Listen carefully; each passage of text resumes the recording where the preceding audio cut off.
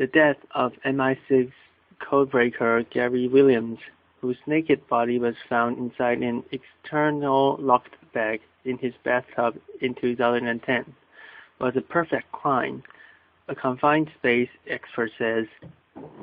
Peter Fielding said he disagreed with Scotland Yard's conclusion that Williams most likely locked himself in the bag, saying it was his belief that MI6 workers was murdered.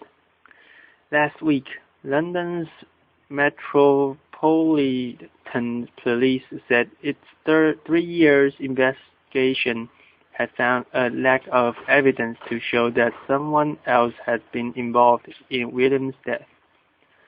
The police position differs from a 2012 coroner's report, which said it was likely he had been killed. Ford testified at the coroner inquest and did not definitely rule out that Williams could have somehow locked himself in the bag alone. But he said he could not have done so without leaving evidence. This week, Fielding told CNN he was still of that view, using the same model of bag and similar type of bathtub to show how Williams could have gotten into the bag and why he held the view that someone else was involved. There was no DNA found on the padlock, the zipper closure, anywhere around this bath, he said. To do this without leaving a trace is absolutely impossible. Even Houdini couldn't do this. Fielding said that the lack of DNA was the key to this crime. We can zip ourselves in the bag, but you can't do it without leaving a trace. The bag was lifted. It scuffed the top and he was dropped into the bath, he said. If the heating in Williams' apartment turned up, Fielding said the decomposition fields would actually run down the plug hole, and it would stop the smell of decomposition escaping the flat. The conclusion: this was the perfect crime. The Met last week acknowledged that some of the evidence, including the lack of DNA on the padlock or handprint on the bath, was odd. It said there was insufficient evidence to be definitive on how Williams died, but that police believed that theirs was the more probable conclusion. The case gripped the British public when Williams was found dead at age 31 in August 2010. Among the theories raised by UK media were that Williams might died at the hands of foreign intelligence agent or as a result of a kinky sexual encounter gone wrong. Well, the circumstances of Williams' death remain somewhat murky. There is still forensic evidence left to examine. More than 10 samples of DNA found in Williams' apartment were too small to test. Police said that maybe one day technology may help solve the mystery. Xbox One makes hot debut as console war revs up.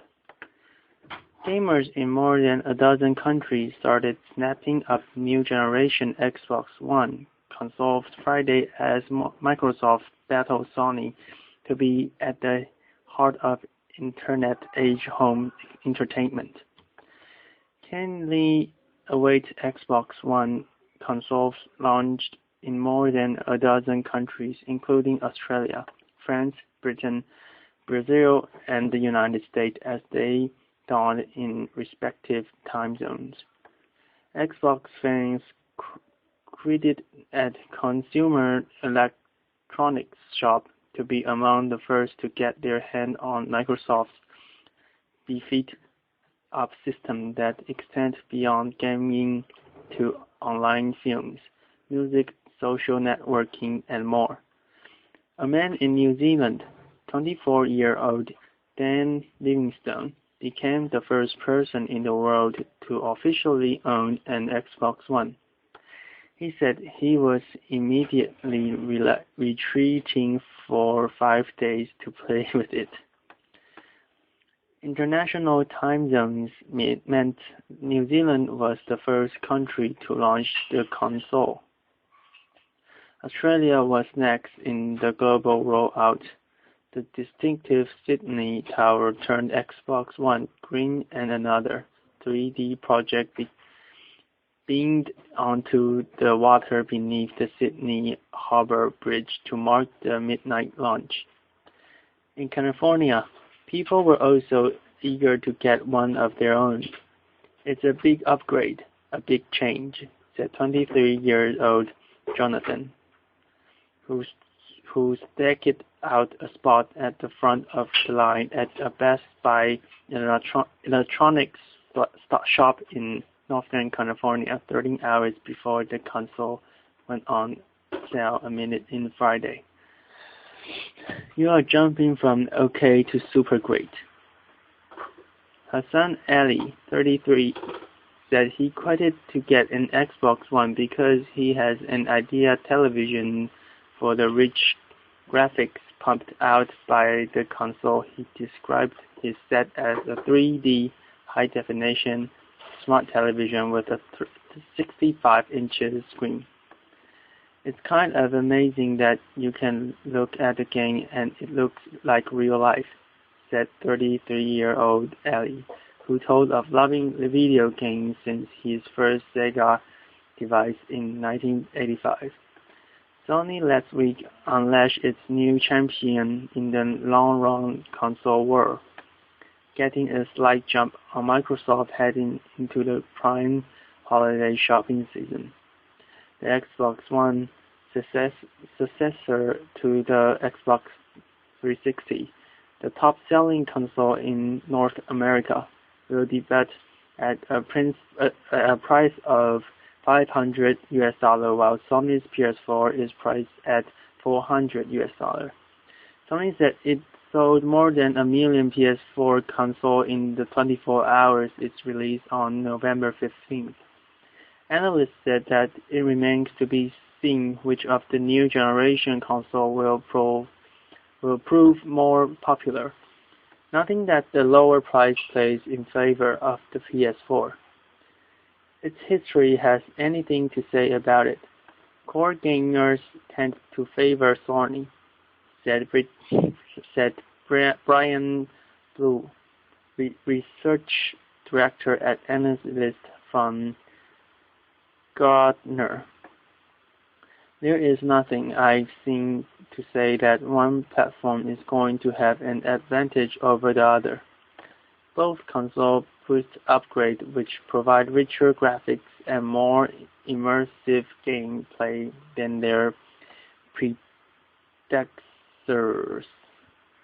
Social features of online play have also been enhanced, along with the ability to share with friends. Microsoft tours the Xbox One console as a home entertainment hub that goes far beyond games. The beefed-up hardware allows for instant switching between games, television, and internet browsing. Microsoft-owned Skype was integrated for online group video calls. Kinect motion and sound sensing accessories accompanying the console recognize user respond instantly to commands spoken in natural language and even detect a person's pulse. This is the beginning of a new generation of games, and entertainment and a new generation of smart TV. Microsoft Entertainment Unit exclusive Yusuf Madai said when Xbox One was unveiled. Microsoft has put its hardware and software masters to effect use, bringing game and controllers, tables, smartphones, voice, and gestures together in the Xbox One. In the move that might irate gamers, neither Xbox One or PS4 are compatible with titles designed for play on early version or console. Mead Heidi had not worried about the booming popularity of play on smartphones and table computers, saying it has increased the appetite for interactive entertainment in what has grown to a $93 billion industry, including sales of software and hardware for console, PCs, and handheld devices.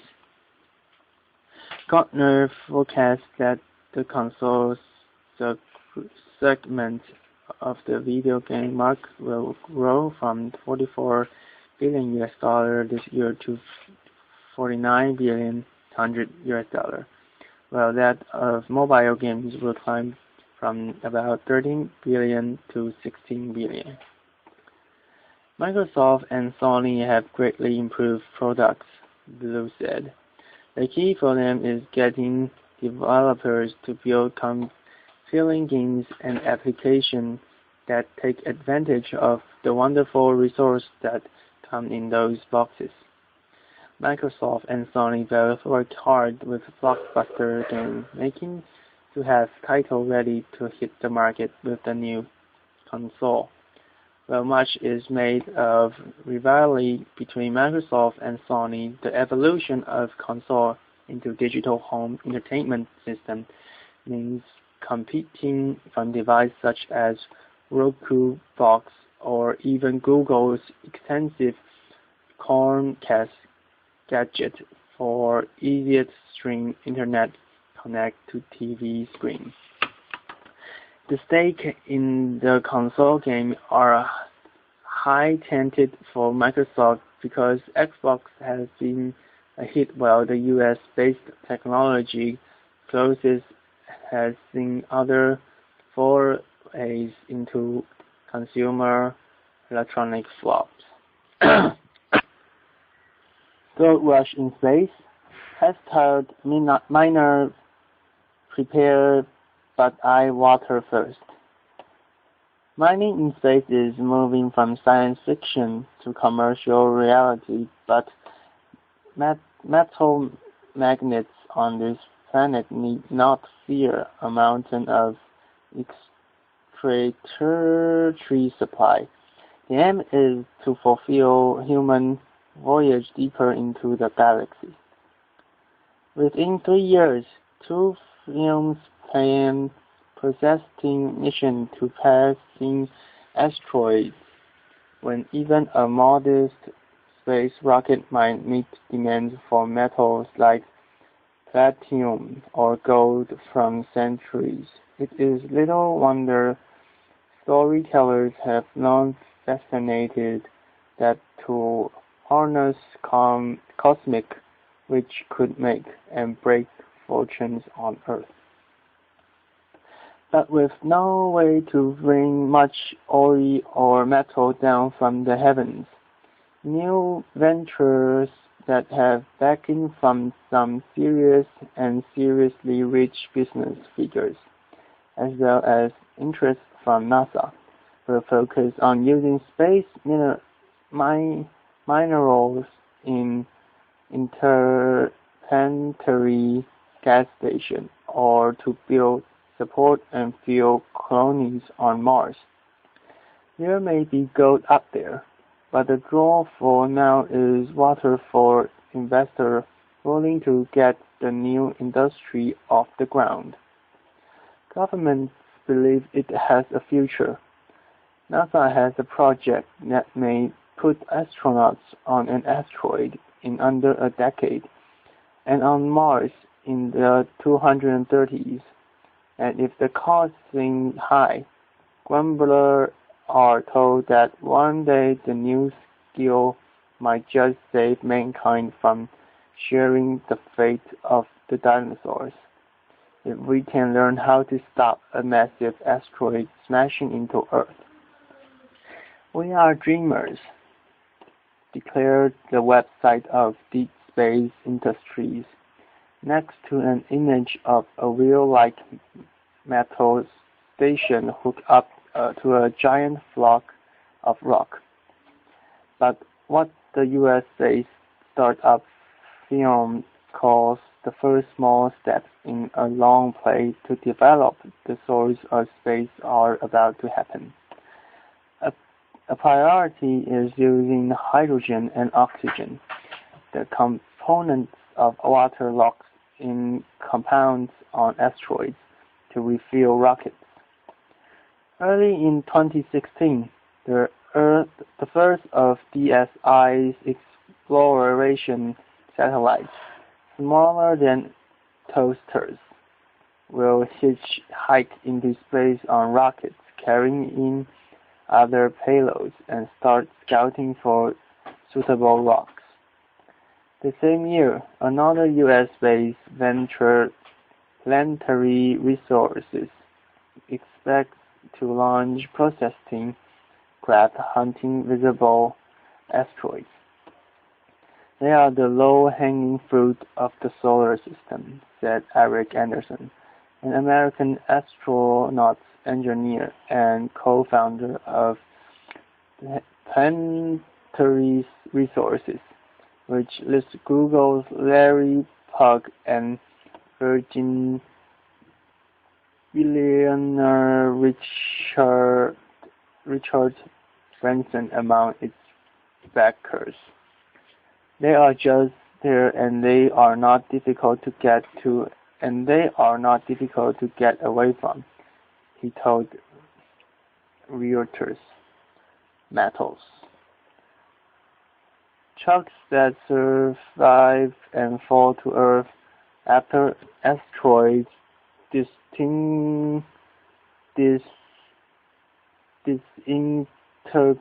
in the atmosphere. Yield significant amount of precious metals like platinum, rhodium, iridium, rhodium, osmium, lithium, palladium, germanium, and gold. Planetary Resources estimated some platinum-rich asteroid just 500 meters across could contain more than the entire known reserves of platinum group metals. Studies based on observation and meteorologists suggest space is even rich in iron ore. Wall Street research in Ben Screen notes that a big asteroid called 16 Size in the asteroid belt between Mars and Jupiter and measures some 200 km across. They contain 17 million billion tons of nickel iron, enough to satisfy human beings' current demand for millions of years. Both cost and technical hurdles rule out hurdles resources down to Earth in the foreseeable future. Experts says the real value in asteroid mining is for further space travel, and so hydrogen and oxygen reserves are as attractive as a metal. It's ridiculous to believe that asteroid resources will ever compete with terrorism alternatives and Earth markets, said Vard Lares, a mining engineer and economist. Referring to talk of city-sized settlements on Mars, he said, "The reason asteroid mining makes sense is because people might be someday where those resources are. You can't put an 80,000 person colony on Mars without using the local timber. And if you're going to use chemical propulsion, it's going to take a lot of water to get them there. The energy released when hydrogen and oxygen combine to make water can power rockets. The presence of both elements in compounds found on asteroids offers scopes to set up space factories to make fuel for missions to Mars and beyond, as well as offering pit stops to extend the lives of the satellites. We are going to be looking at propellants for satellites, which is a multi-billion-dollar industry to keep them alive, said Rick Tomlinson, Deep Space Industries Board Chairman and a veteran promoter of commercial space development. We'll eventually be as an oasis, a place where you can get air, and we can provide propellants. So we're a gas station, Tomlinson told a recent seminar in London. You can take the process with the over material, the sag, and use it for shooting or concrete and build large structures. And of course, there is percentage of precious metals.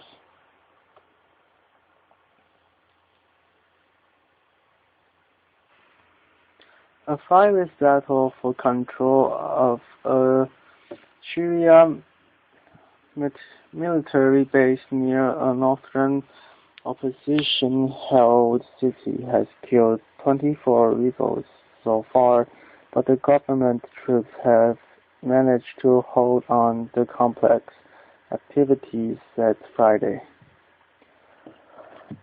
Opposition fighters battling to top President Bashar al-Assad's government launched an assault on the base northern of the city of Raqqa on Wednesday, according to the Britain-based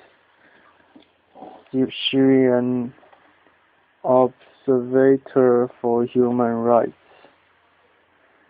Sporadic clashes were still underway Friday for the facility known as Phase 17 because it houses the Syrian Army's 17th Bridge, said the observatory chief Rami Abdurrahman. Since Syria's crisis erupted in March 2011, the rebels have gained control of much of the territory in the country's north along the border with Turkey. But in February, Raqqa became the first city to fall entirely into the rebels' hands. In recent months, however, Assad's troops have gained the upper hand of the battlefield, pushing rebels fighters out of the stringing of opposition's strongholds around the capital, Damascus. Earlier this week, the army also took 2 towns and a military base outside the northern city of Aleppo, Syria's largest urban center that has been carved up between government and rebel-held area since last year. And on Tuesday, government troops captured the new town of Kora near the Levant's border during an ongoing offensive in the mountain western region of Syria. The operation is aimed at cutting off rebel supply lines to Ravanian and cementing Assad's holding on a key corridor from the capital of the Mediterranean coast. Syria conflict, now well in its third year, has killed 120,000 people. The crisis started as a peaceful uprising against Assad, but deteriorated into all-out civil war after a brutal government crackdown on dissent. In the past, the fighting has taken increasingly sectarian overtones, pitting mostly Sunni Muslim rebels against Assad's ruling elite that is predominantly made up of Alawites, an offshoot sect of Semitism. Also Friday, government troops shelled the village of Bilaq, killing 5 people, including a child. The observator said the village lies along the region's main north-south highway between 2 towns where intense clashes were also underway. In a bid to secure the highway and cut rebel supply lines, Assad forces pressed ahead with their week-long offensive in the Parliament Hills. Rebel focuses in the area are led by fighters from 2 al-Qaeda linked groups, Jabhat al-Nusra and the Islamic State in Iraq and the Levant, the observator said. In the central city of Homs, Syria's third-largest rebel fired mortar rounds at government soldiers, but hit a central hotel, killing 1 and wounded 6 on Friday, the state's Sana news agency said.